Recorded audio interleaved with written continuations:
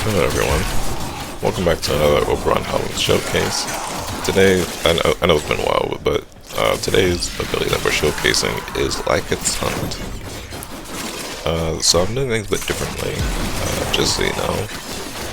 I switched from playing on PlayStation to playing on Xbox, so it's a bit harder to record. You know, I can't just record one continuous clip like I did for all the previous showcases. This one is going to be a bit more editing heavy because I basically have 3-minute clips to work with. So with that said, let me show you the build here. So as you can see, I got high range on this build, 235%. I also have just enough strength to be able to full strip with 1 Reckoning. I have Equilibrium to synergize with Lycath's Hunt, giving me a bunch of energy, plus Prime Flow to just help with my energy capacity because my abilities are pretty high cost. Adaptation and Health Conversion are there to make me tanky, alongside the Mecha set for both tankiness and damage.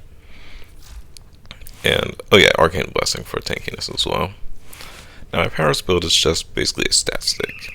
I have a bunch of crit chance and status chance in order to buff my Predacite. So its crit chance and status chance are buffed from the link thing, as I'll show you here. 112% crit chance, 262 is status chance. My Tenant Cyclone, it's not really optimized. There are some changes that I would make here, but this is mainly just to deal with nullifiers. It doesn't really serve much of a purpose otherwise. Now here's my main weapon, Okina Prime. Now normally I'm going to show you my other builds here. I would normally use the Galvanized mods in place of the mods for Viral. As you can see, Galvanized Elementalist and Galvanized Steel.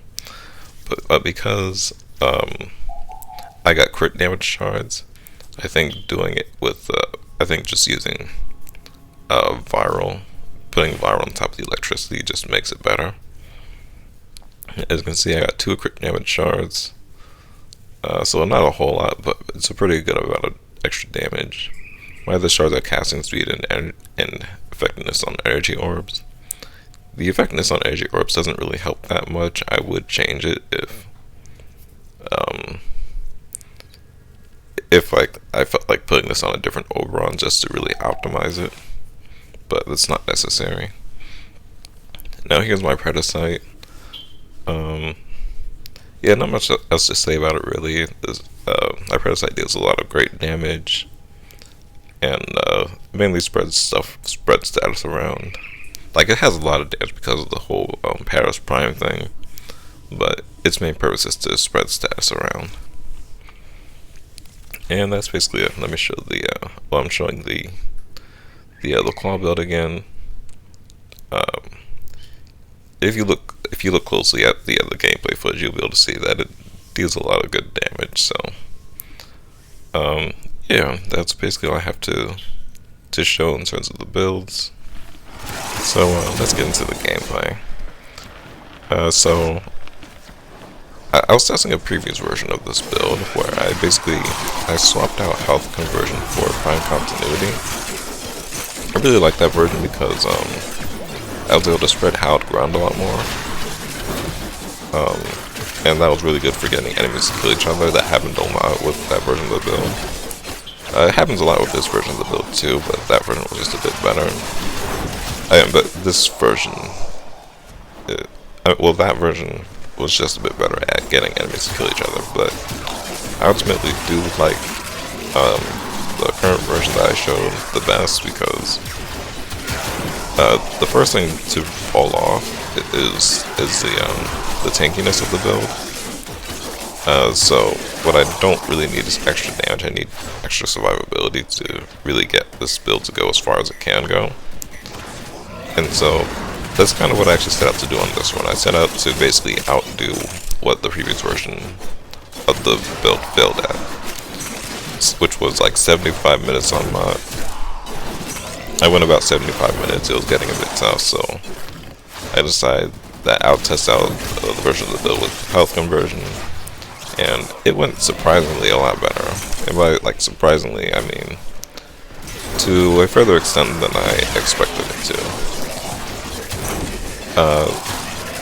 As you'll see towards the end of the gameplay, this is about a 2-hour run. I'm obviously not showing the whole entire thing, but yeah, I was surprised at a tank build like this, like not like a super tank build like I do have on like one of my Oberons. Like I do have like a tank build that uses aerial DR mods and stuff, and so I'd expect that build to be able to do 2 hours on mod. But this being a pretty normal tank build, I didn't expect to be able to do that, so I was quite pleasantly surprised by the performance. So yeah, I'll show you a bunch of clips from this run, so I hope you enjoy. So as you can see, the gameplay loop is basically spreading hallowed ground everywhere, and meleeing everything. And then whenever I need to, as you'll see more as the video goes on, whenever I need to, I'll cast Reckoning to actually remove armor and do hard crowd control. This early into the run, like I really don't need crowd control that much. Like you can see how quickly that heavy gunner died. Using Reckoning to remove its armor wouldn't have really been any faster in terms of like total time it takes.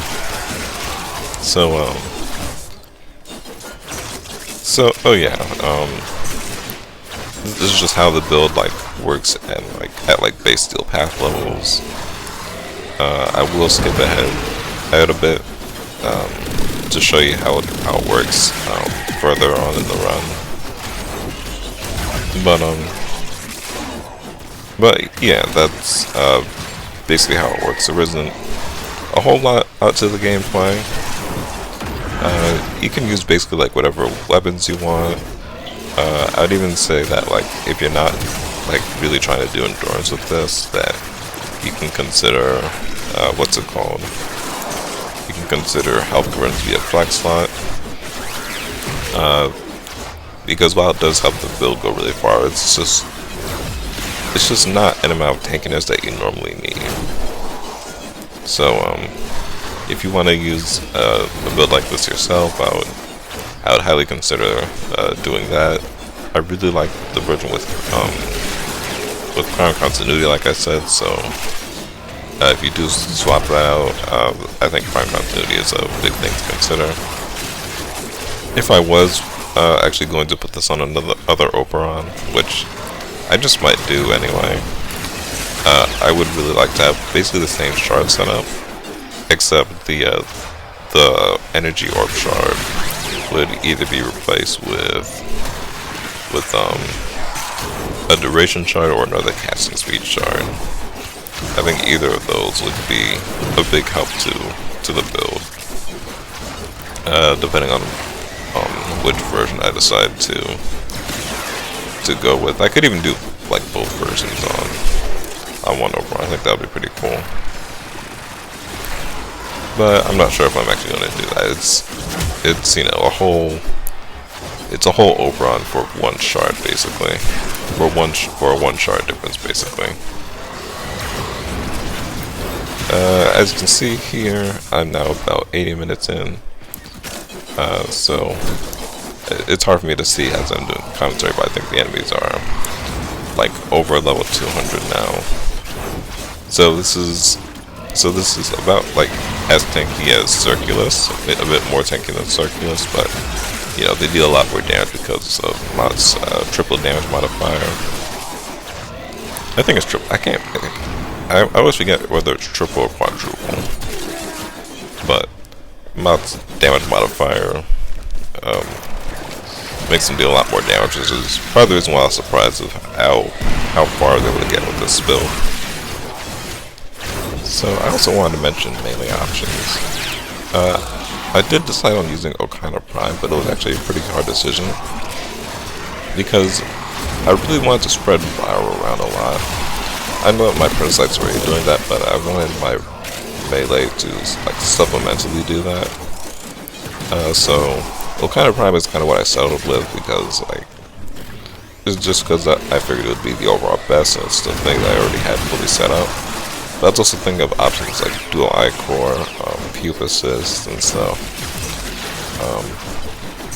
So I'm not sure if I'm exactly using this in an ideal. Oh, another thing I considered was Neferi. I think Neferi would be really good. So if you do decide to use a build like this, I do recommend just trying to see your options. One thing that I really like about Oberon Prime though is that it does boost speed a lot. I do have that evolution that I think it's a 30% boost to movement speed. And as you can see, I also had Amalgam Restoration on my Paris Prime, so I got a lot of sprint speed. And speed basically helps with spreading around. It helps spreading around. What's it called? Oh yeah, hallowed ground more. Because, you know, on this version of the build, I only get 20 seconds of hallowed ground, so if I want to be able to spread it across a wide area, I really want to be able to move between spaces pretty fast. And speed also just helps with generally being efficient with melee. So that overall led to Oberon Prime being my decision, even though I did consider a lot of other options like Dual Life Core, Kratos, and so on.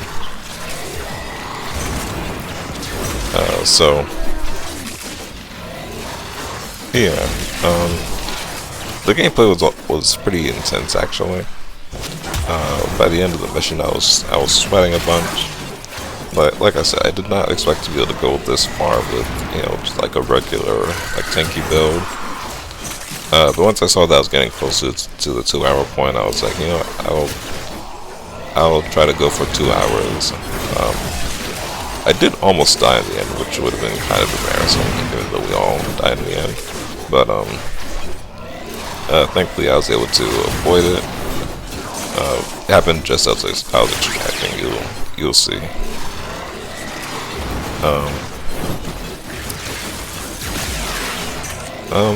Yeah, so like I said towards the end of the video, I'm doing things a bit differently just because I'm playing on Xbox and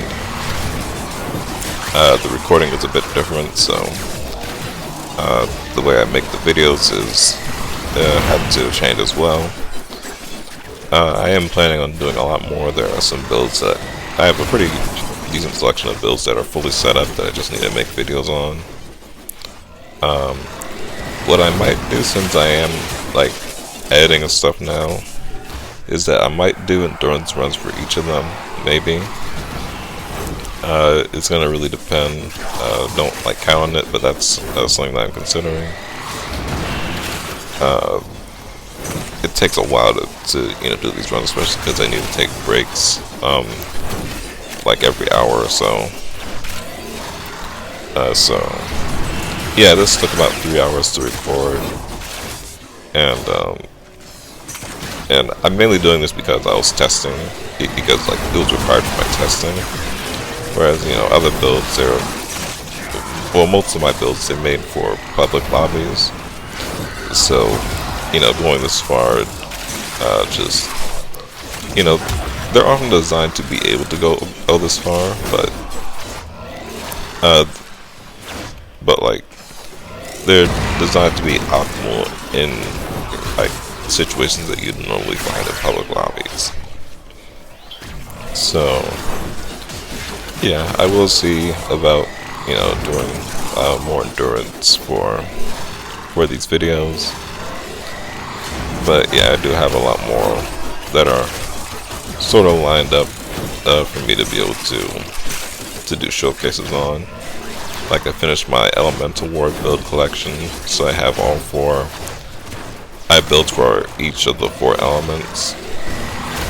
I have a Breach Surge build that I wanna show. I also have I think 2 new Norse builds since I made my Norse video, so I might redo the Norse showcase. And yeah, I have a bunch of abilities I can showcase. So, yeah, we're getting towards the end of this. I think I'm going to stop talking for now and let you enjoy the rest of the gameplay. You'll see, it's just, you know, how much I have to, like, dodge and crowd control and stuff, because the enemies, they deal a lot of damage, and I have to deal with like the ancient healers and stuff. It was very fun. The only reason why I don't do this more often is because it takes a while,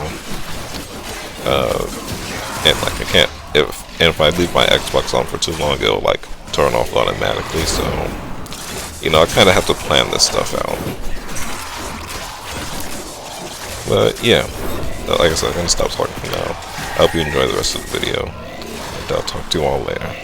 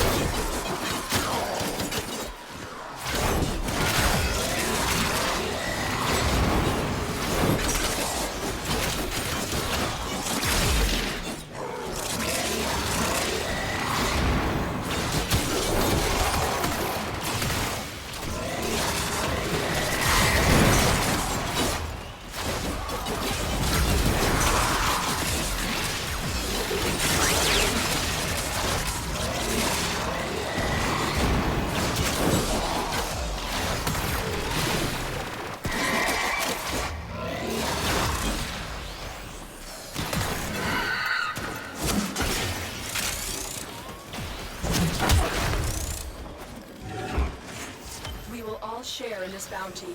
Hold out as long as you can. It is done, Tenno.